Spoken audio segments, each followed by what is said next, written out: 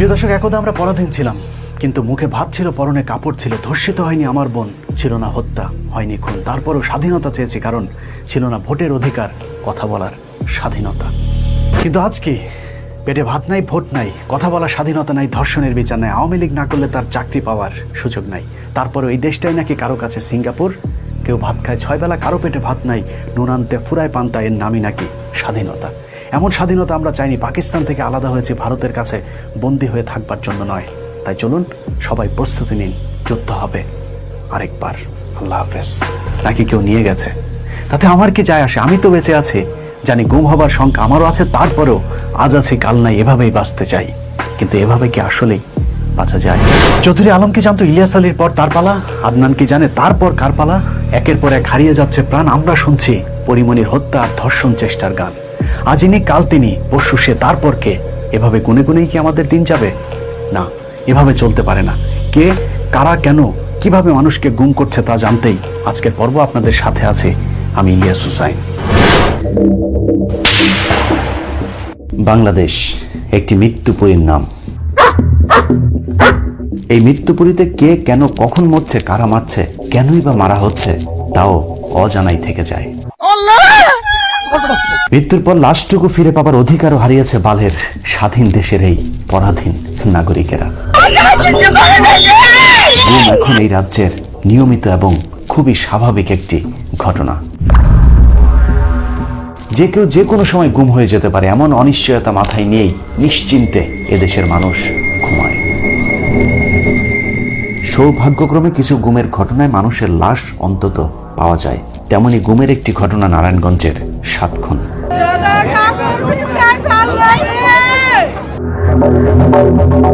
এরকম হাজারো মানুষকে লাশ বানিয়েছে র্যাব, পুলিশ সহ আইন শৃঙ্খলা বাহিনীগুলো, যার বিচার আজও পর্যন্ত হয়নি। ব্যতিক্রম ছিল শুধু নারায়ণগঞ্জের ঘটনার ক্ষেত্রে। এই ঘটনায় গুমের শিকার মানুষগুলোর পরিবার কিছুটা হলেও বিচার অন্তত পেয়েছে। নারায়ণগঞ্জের 7 জনকে কেন, কিভাবে গুম করা হয়েছিল সেটা এখন সবাই জানে। তবে আরেকটু ভেতরের খবর জানতে আমি নিজেই ঢাকা কেন্দ্রীয় কারাগারে গিয়েছিলাম লেফটেন্যান্ট কর্নেল তারেক সাঈদের সাথে দেখা করতে। আইনা তাকে জিজ্ঞাসাবাদ করা হয়েছে, তারপরে তাকে নিয়ে অস্ত্র উদ্ধারে গেছি, ওখানে যা সেগুলো বলেছে, খেয়াল করে দেখে গেলাম সবগুলি কিন্তু কাহিনী একরকম। আমরা কিন্তু ফটো মেরে ফেলি না। যিনি 7 খুনের ঘটনায় প্রধান অভিযুক্ত, 2014 সালে জেলখানায় যেদিন তার সাথে আমার সাক্ষাৎ হয়েছিল, সেদিন তিনি বেশ কিছু গুরুত্বপূর্ণ স্পর্শকাতর তথ্য দিয়েছিলেন, যা আমি গোপনীয়ভাবে রেকর্ড করেছিলাম। সেনাবাহিনীর সাবেক এই কর্মকর্তা নির্দ্বিধায় 7 খুনের ঘটনা কিভাবে ঘটানো হয়েছিল তার রোমহর্ষক বর্ণনা দিয়েছিলেন।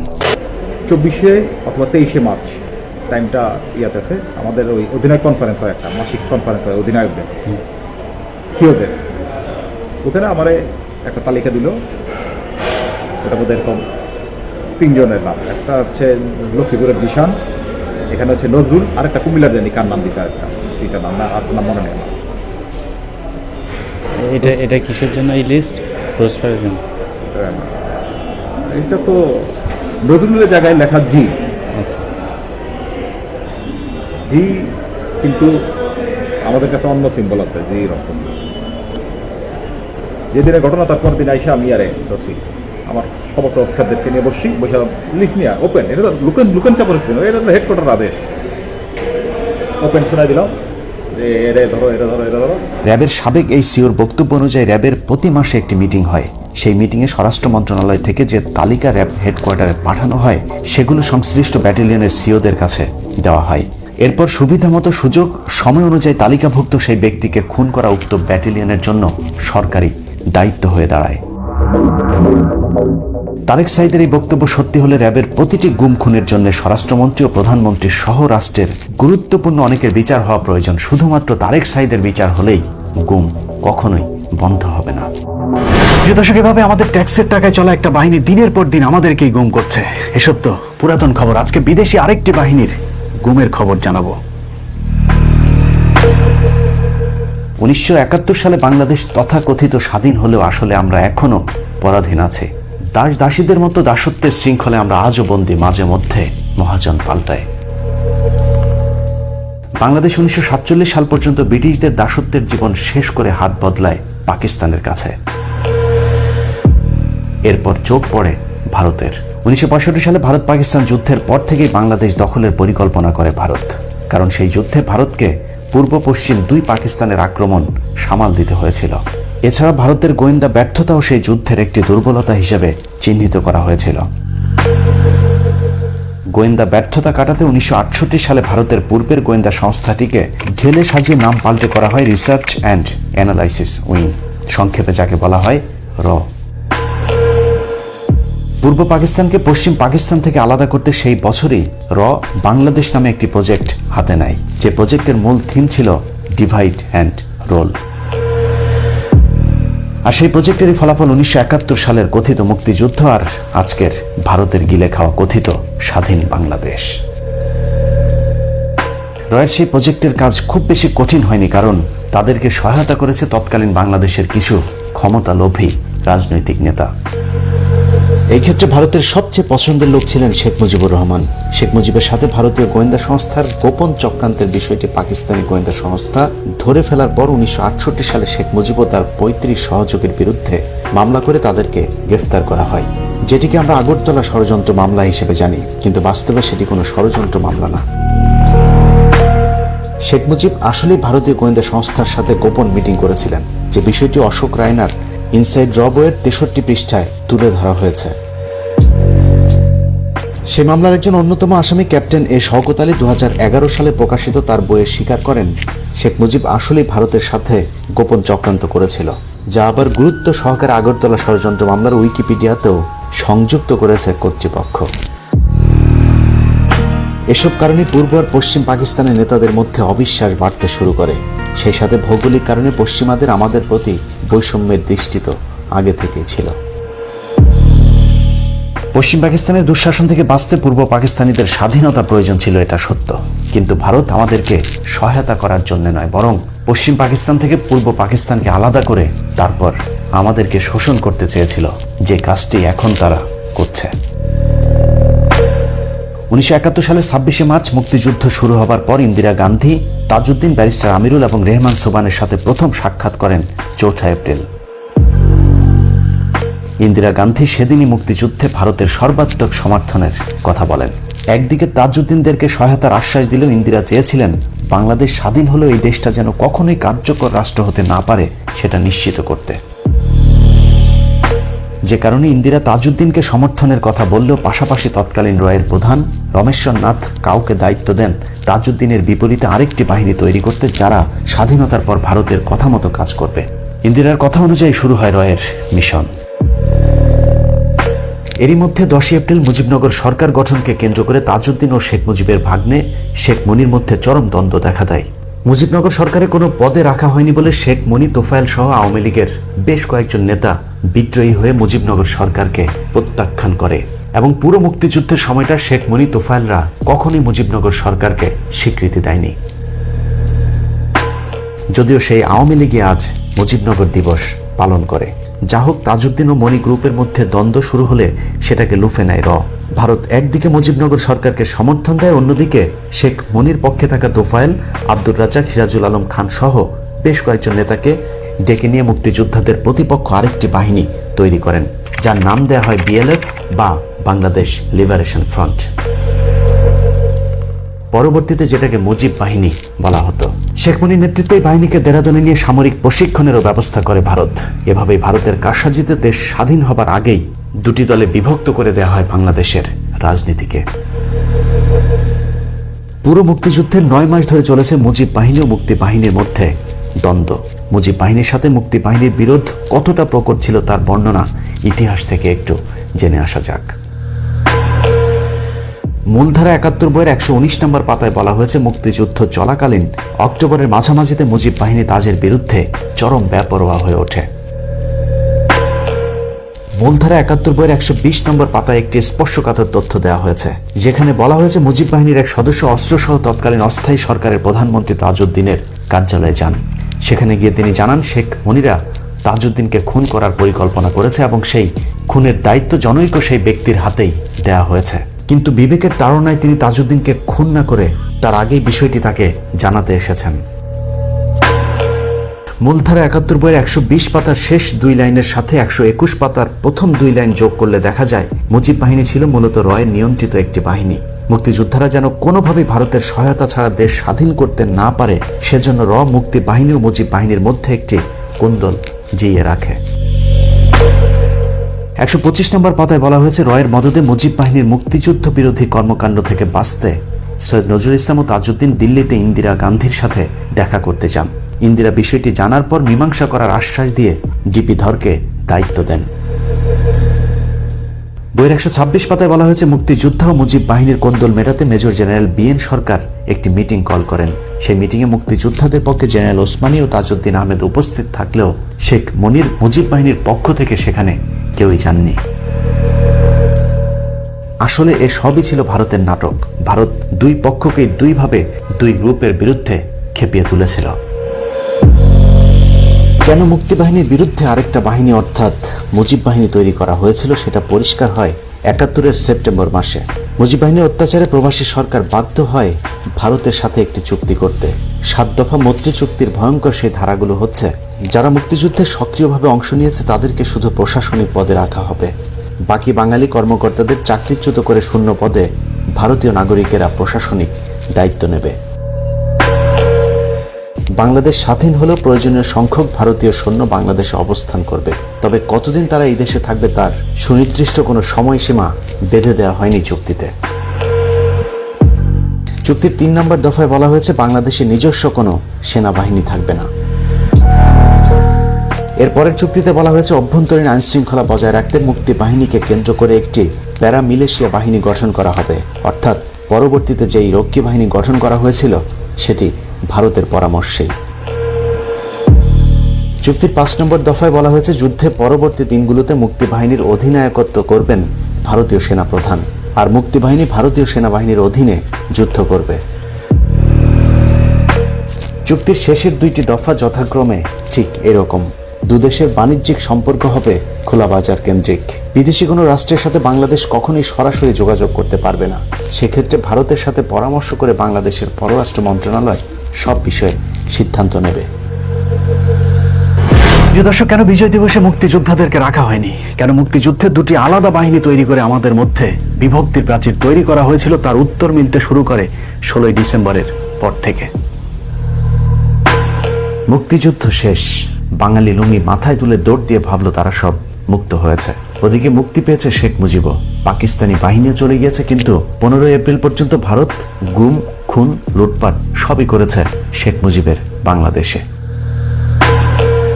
একদিকে লুটপাট, অন্যদিকে সুচতুরভাবে গুজব ছড়িয়ে মুক্তিযুদ্ধ নিয়ে গাঁজাখুরি সব গল্প ছড়িয়ে গেছে ভারতীয় বাহিনী। সবচেয়ে বড় গুজব বুদ্ধিজীবী হত্যাকাণ্ড। একটু চিন্তা করলে দেখা যাবে ১৪ই ডিসেম্বর যে দিনটাকে আমরা বুদ্ধিজীবী হত্যাকাণ্ড দিবস হিসাবে পালন করি সেটা কত বড় ডাহা জালিয়াতি। ১৯৭১ সালের ১০ই ডিসেম্বরের মধ্যেই বাংলাদেশের বেশিরভাগ অঞ্চল এরই মধ্যে মুক্ত হয়ে গিয়েছিল। পাকিস্তানি বাহিনী তখন আত্মসমর্পণের প্রস্তুতি নিচ্ছিল। সেই সময় তাদের পক্ষে বেছে বেছে বুদ্ধিজীবীদের ধরে আনা সম্ভব ছিল না, যে কারণে এটা পরিষ্কার পাকিস্তান নয়, ভারতই বুদ্ধিজীবী হত্যাকাণ্ডের সাথে সরাসরি জড়িত। কারণ বুদ্ধিজীবী দিবসে যাদেরকে হত্যা করা হয়েছে তাদের সবাইকে বাড়ি থেকে ধরে নিয়ে যাওয়া হয়েছে, অর্থাৎ এদের কেউই মুক্তিযুদ্ধে অংশ নেয়নি। তাহলে পাকিস্তান কেন তাদেরকে হত্যা করবে? অনেকে বলে থাকেন বাংলাদেশকে মেধাশূন্য করতে পাকিস্তান বুদ্ধিজীবীদের ধরে ধরে হত্যা করেছে। তাহলে প্রশ্ন হলো, শেখ মুজিবকে কেন ছেড়ে দেওয়া হয়েছিল? এটা ঠিক মেধাশূন্য করতে বুদ্ধিজীবীদের হত্যা করা হয়েছে, তবে সেটা পাকিস্তান নয়, ভারত করেছে, যা জহির রায়হানের হত্যাকাণ্ডের মধ্য দিয়ে প্রমাণিত হয়েছে।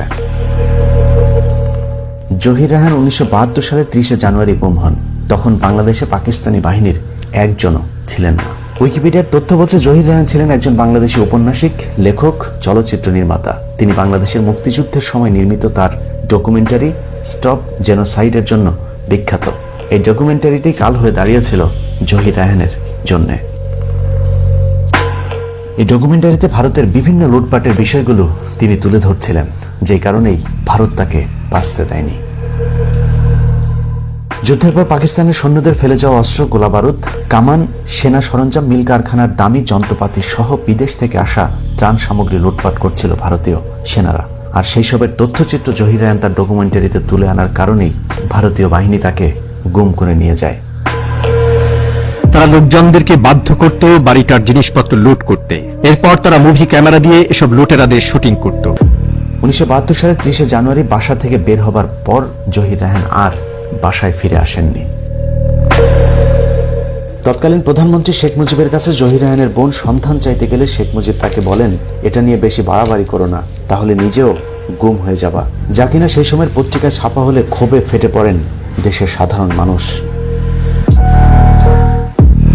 দর্শক, শেখ মুজিবের বাংলাদেশে জহির রায়হানকে দিয়ে গুমের সূচনা করেছিল ভারত। আর এখন হাসিনার সময় পুরো বাংলাদেশটাই তো একটা গুমের রাজ্য। আগে ভারতে এসে গুম করে নিয়ে যেত, এখন নিজেরাই গুম করে ভারতে নিয়ে দিয়ে আসে বাংলাদেশের নজিরবিহীন বেনজির বাহিনী। দেশ স্বাধীনের পরও নিজেদের মধ্যে কোন্দল থামেনি। একদিকে মুজিব সরকারের চরম লুটপাট, গুম, খুন চলেছে, অন্যদিকে ভারতীয় বাহিনী চালিয়েছে নির্বিঘ্নে তাদের অপারেশন। ক্ষমতায় টিকে থাকতে শেখ মুজিবও বাধ্য হয়ে ভারতকে যা ইচ্ছে তাই করবার সুযোগ দিয়েছিল। অন্যদিকে যারাই ভারতের বিরুদ্ধে কথা বলেছে তাদেরকেই নানান ধরনের বিপদে ফেলা হয়েছিল। বাংলাদেশ স্বাধীন হবার পর প্রথম ভারতীয় লুটপাটের বিরুদ্ধে যিনি কথা বলেছিলেন তার নাম মেজর মোহাম্মদ আব্দুল জলিল, যাকে আমরা মেজর জলিল হিসেবেই চিনি। 1972 সালের 15 এপ্রিল পর্যন্ত বাংলাদেশের পুরো প্রশাসনিক ক্ষমতা, এমনকি সেনাবাহিনীর নেতৃত্বেরও পুরো নিয়ন্ত্রণ করেছে ভারত। বিহারীদের বাড়িঘর লুটপাট, ধর্ষণ, এটা তো তাদের দায়িত্বই মনে করা হতো। এছাড়া পাকিস্তানি সেনাবাহিনীর ফেলে যাওয়া অস্ত্র, গোলাবারুদ, ট্যাঙ্ক, কামান, সামরিক সরঞ্জাম ও পূর্ব পাকিস্তানের মিল, কলকারখানার মূল্যবান যন্ত্রপাতি সহ বিদেশ থেকে আনা ত্রাণ সামগ্রী পর্যন্ত লুটপাট করেছিল ভারতীয়রা। ভারতের সেই সময়ের সর্বোচ্চ সেনা কর্মকর্তা জগজিৎ সিং অরোরা লুটপাটের বিষয়টি স্বীকার করলেও তিনি ভারতের পক্ষেই হাস্যকর যুক্তি দেখিয়েছেন। Our troops looting the civilian property. Few incidents that came to my notice or the notice of my officers there, that we felt that leaving heavy weapons behind.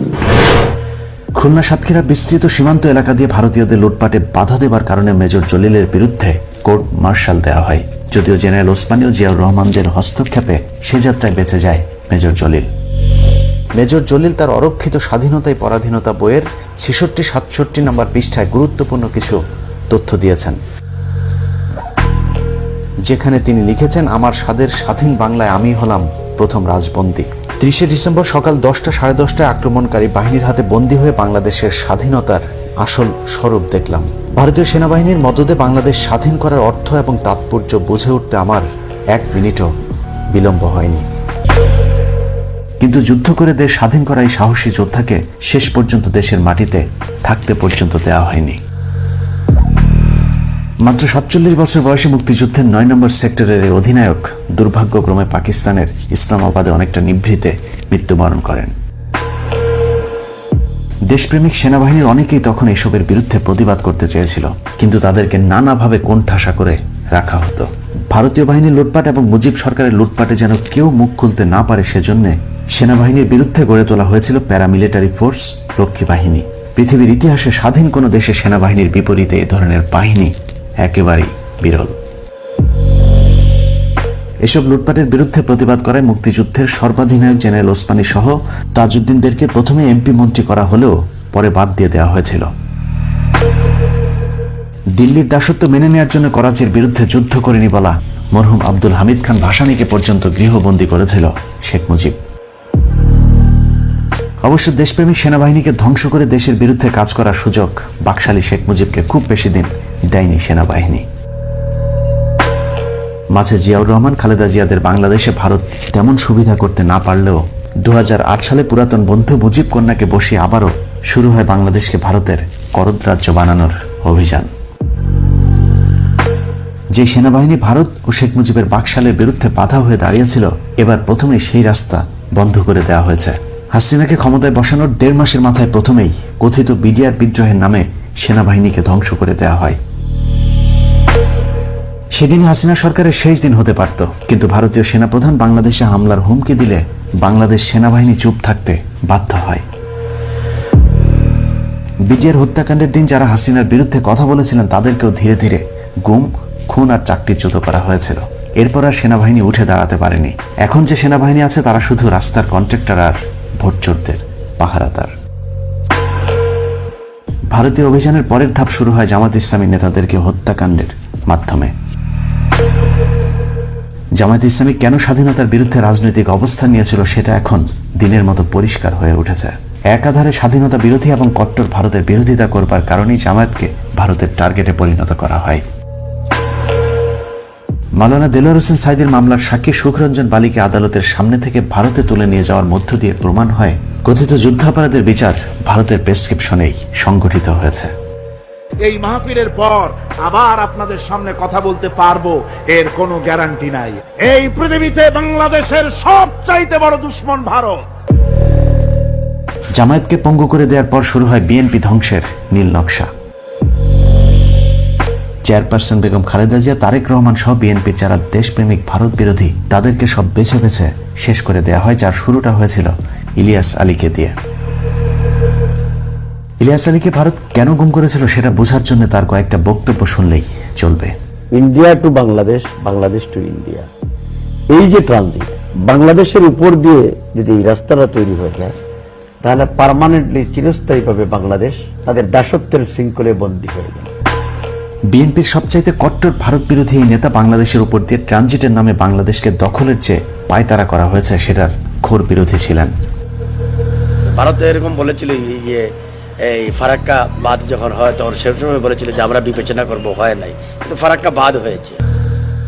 Ilias আলীর গুমের রেশ কাটতে না কাটতেই গুম করা হয় বিএনপির আরেক নেতা সালাউদ্দিন আহমেদকে। তাকেও ভারতে পাওয়া যাবার বিষয়টি প্রমাণ করে ভারতীয় গোয়েন্দা সংস্থাই তাকে গুম করেছিল। দিল্লির একটা তাবেদার রাষ্ট্র বাংলাদেশে কায়েম করবার জন্য, আমাদেরকে পরাধীন জাতিতে পরিণত করবার জন্য। শুধু রাজনীতিবিদ নয়, ভারতের বিরুদ্ধে কথা বলার অপরাধে গুম করা হয় সাংবাদিক গবেষক ফরহাদ মাঝহারকে। ভারতীয় গোয়েন্দা সংস্থা তাকে সীমান্ত পার করে নিয়ে যাওয়ার ঠিক আগ মুহূর্তে বেনাপোল সীমান্তের কাছাকাছি জায়গা থেকে র্যাব তাকে উদ্ধার করে। ভারত বিরোধিতার আরেক ভুক্তভোগীর নাম সাংবাদিক মাহমুদুর রহমান। আমার দেশের জন্য আমি জীবন দেব, ইসলামের জন্য জীবন দেব। নানাভাবে নির্যাতনের পর ভারতের এদেশীয় প্রোডাক্ট আওয়ামী সন্ত্রাসী বাহিনী দিয়ে তাকে খুন করে ফেলার পরিকল্পনা করা হয়, যদিও সে যাত্রায় আল্লাহ তাকে রক্ষা করেন। সবশেষে এবার জানা যাক আবু তোহা মোহাম্মদ আদনানকে কেন গুম করা হয়েছিল। আজকেও যদি আপনি এমন ইসলাম ফলো করেন যে ইসলামটা সত্যিকার অর্থে কোরআন এবং সুন্নায় আছে, তাহলে আপনার দিকে নজরদারি বাড়ানো হবে, আপনার সেলফোন ট্যাপ করা হবে, আপনার উপর আরো বেশি গোয়েন্দা সংস্থা সক্রিয় থাকবে। মাত্র কয়েকদিন আগে নিজেই নিজের বক্তব্যে বলেছিলেন যে কোনো সময় গুম হয়ে যেতে পারেন তিনিও। অবশেষে সেটাই সত্যি হলো। এই কথা যদি রয়ে খবর আছে আমাকে আর খুঁজে পাবেন না, কারণ দেশটা চালায় দেশটা আমাদের দেশের গভর্নমেন্ট চালায় না, দেশটা অন্য জায়গা থেকে নিয়ন্ত্রিত হয়। একটা রেজলিউশনও পাস হয় না, এখানে সবকিছু বাইরে থেকে নিয়ন্ত্রিত হয়। যদিও ফেস দ্য পিপলের একটি পোস্টে আদনানের সবশেষ অবস্থান ডিজিএফআই হেড অফিসে দাবি করার একদিন পরেই তাকে ছেড়ে দেওয়া হয়। তারপরে সান্ত্বনা বাবা মা সন্তানের কাছে ফিরে এসেছে আবু তোহা মোহাম্মদ আদনান। কিন্তু এরকম হাজারো বাবা মা, স্ত্রী, সন্তান আজও অপেক্ষায় তাদের আপনজনের। প্রিয় দর্শক, একদা আমরা পরাধীন ছিলাম, কিন্তু মুখে ভাত ছিল, পরনে কাপড় ছিল। ধর্ষিত হয়নি আমার বোন, ছিল না হত্যা, হয়নি খুন। তারপরও স্বাধীনতা চেয়েছি, কারণ ছিল না ভোটের অধিকার, কথা বলার স্বাধীনতা। কিন্তু আজ কি? পেটে ভাত নাই, ভোট নাই, কথা বলার স্বাধীনতা নাই, ধর্ষণের বিচার নাই, আওয়ামী লীগ না করলে তার চাকরি পাওয়ার সুযোগ নাই। তারপরও এই দেশটাই নাকি কারো কাছে সিঙ্গাপুর। কেউ ভাত খায় 6 বেলা, কারো পেটে ভাত নাই, নুন আনতে ফুরায় পান্তা, এর নামই নাকি স্বাধীনতা। এমন স্বাধীনতা আমরা চাইনি। পাকিস্তান থেকে আলাদা হয়েছে ভারতের কাছে বন্দী হয়ে থাকবার জন্য নয়। তাই চলুন সবাই প্রস্তুতি নিন, যুদ্ধ হবে আরেকবার। আল্লাহ হাফেজ।